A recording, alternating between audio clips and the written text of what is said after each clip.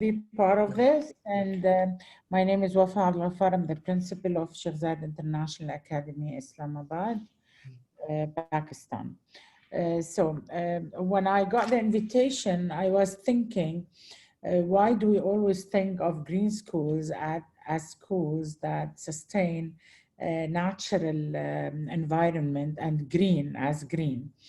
And I was thinking that a green school should be a green school in all aspects, because if the color green was given to whatever is flourishing or successful, whatever is flourishing and successful, then we should be green in nature, green in atmosphere, green in surrounding, green in curriculum, green in academics, green in everything. So I will start my slideshow. If you allow me, I'll share my screen. Okay. We are sharing your presentation. No, I have it. I would like to do it myself. Okay. So please share, please share. Yeah, when my desktop.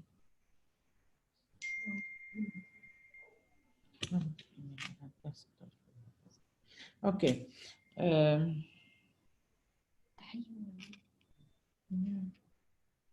Are you sharing? I want to share. It's here.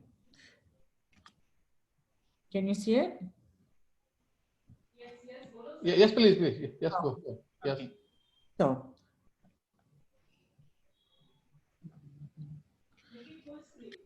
Okay, I will start with green teaching and learning, and the subtopics here, as I want to hint on, sustainable curriculum and applications, because it is within the curriculum that we teach students to live a green life and to have greenery around them and to sustain nature and take care of Mother Earth. And full screen. Sorry? Make it full screen, madam. Sorry. Yes, ma'am. Thank you. Okay, so it's because this is how we sustain. It is within the curriculum that we involve all these student-led activities that lead to a sustainable green environment. How sustainable can we make our education? Now, through the COVID-19, there's a drastic change that took place, and we cannot deny the fact that more than 1.6 million students are not physically attending schools, which is like 80% of the enrolled students worldwide in about more than 161 countries. How can we keep this sustainability of teaching students also to take care of nature while they are doing virtual schooling or while they are at home and not coming to school physically? Is education in this regard going to be a better or a worse place for our students? What should be our prime concern to motivate our students to do so? Well, first, before all what we need to do virtually, I think the well-being and health of all our staff and students is the most important. I'm not someone who minds virtual schooling, although I love physical schooling more, but I think we can do the same activities and the same awareness and the same targets through virtual schooling. It takes only a bit of more creativity. And with my experience with virtual schooling, I have found that our creativity has increased because it is not easy to find sustainable goals and connect to nature and to the activities that are student-led in virtual schooling the same way we do in physical schooling.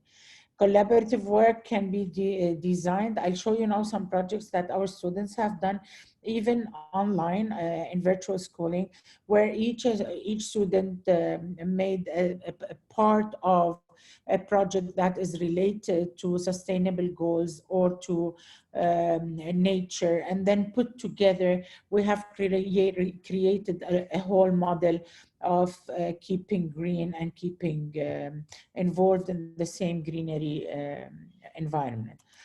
Promoting green teaching and learning strategies This is, as I said, green in all aspects, in education, in administration, in environment, in skills and teaching, interconnectivity of education. Now, what I want to hint on now is sustainable curriculum.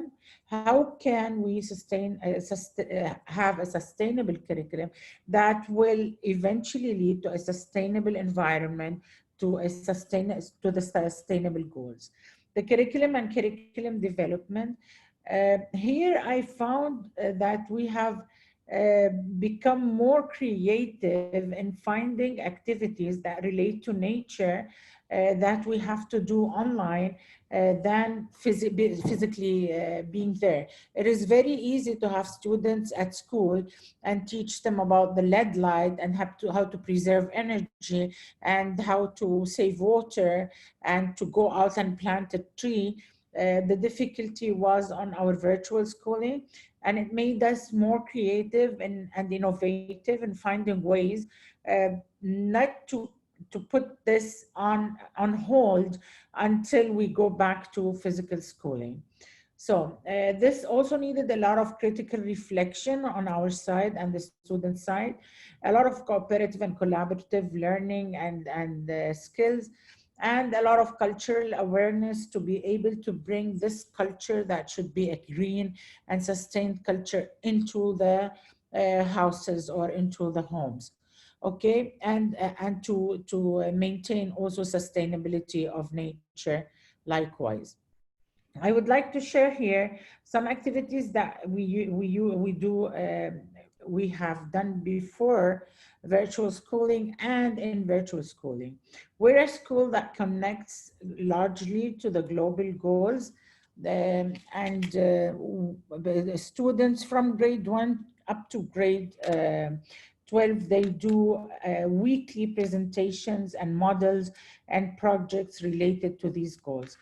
Um, we're an IB school, of course, and we do connect all the global goals and the principles of IB in all our teachings. You can see here also connected to nature itself and having healthy food and following the food pyramid. And where do we get the healthy food from? And it goes from how we irrigate and no use of pesticides and fertilizers. And then we get our home planted materials and use them in making food. That was the base for an activity for grades 1 to 3 that we call the Little Chef based on healthy food grown at home and irrigated or planted in a healthy way. So our students also go out usually, this is before virtual schooling, to plant trees. We have planted around 1,000 trees in the last 3 or 4 years all around the area, all around Islamabad, on main airport roads, on around the school, inside the school, outside, on streets around. We still retain this activity while also on a virtual schooling, because we send such activities home for students to do in their own small gardens or at home, taking care of the plants and the nature around them. Okay. We are a school that has a small zoo inside, because we feel that part of the sustainability of nature and the green life is all the inhabitants on Earth. And this is a small zoo that we have at our school that the children enjoy spending time taking care of of all the animals there, feeding them. And on the left, the right picture, the very right up, you can see on the left the entrance to a very small botanical garden. And this botanical garden is planted by the students themselves. I'm sorry, it's not very clear here, but you can see the students even sitting there. This is a botanical garden made at school for the students themselves. They plant their own seeds and they label them with their own names, and they take care of them, and they give them water and watch them grow, and then they use them either in their cafeteria or they take them home sometimes. When the world takes a break is what we are going through now. And I think it is a very high alert by nature and the world, saying that the world really needs a break from whatever bad is going with nature, whatever bad is going in nature. And I feel it's a revolution against what human beings are doing to nature. And this break is I think made by nature for us to stand and look back and then think back to when do we want to do we really want to go back to a future that's more sustained and more green. And uh, I hope that we learn a good lesson from it, and we really make sure that in the future we do take care of nature better. From my email. Okay, this is one experience also we have at school, and this is I feel is a pride for us, because oh, I'm sorry. Okay, I'll share the full screen. I'm sorry. Fine. So we also Dr. also Wafaa, we please. also yeah, we also have the international calendar, and it is mixed with our own calendar. And in the international calendar that we give to the students every single year, we place there all the international days that happen within the academic year. And students present. It can be model presentations, projects, or speeches or videos.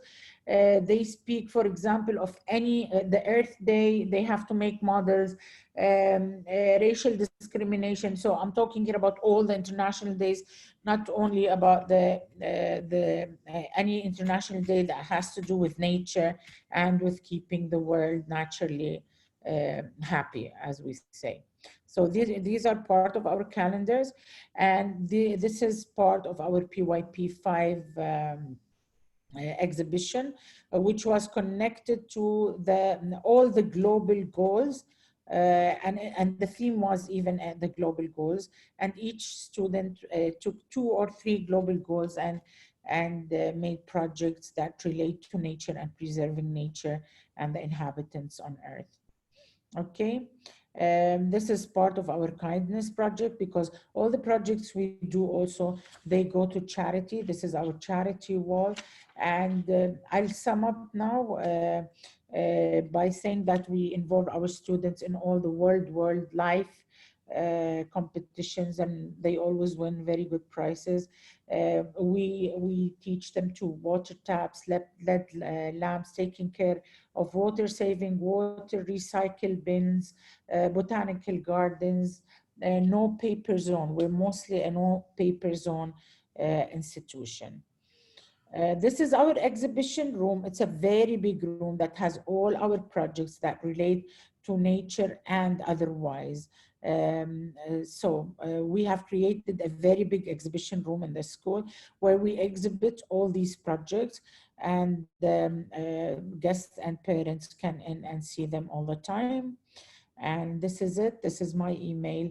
I hope next time you give us more time. You've been telling us to rush all the time. Thank you, Mrs. Wafaa. You are doing good work in Pakistan, especially preserving biodiversity.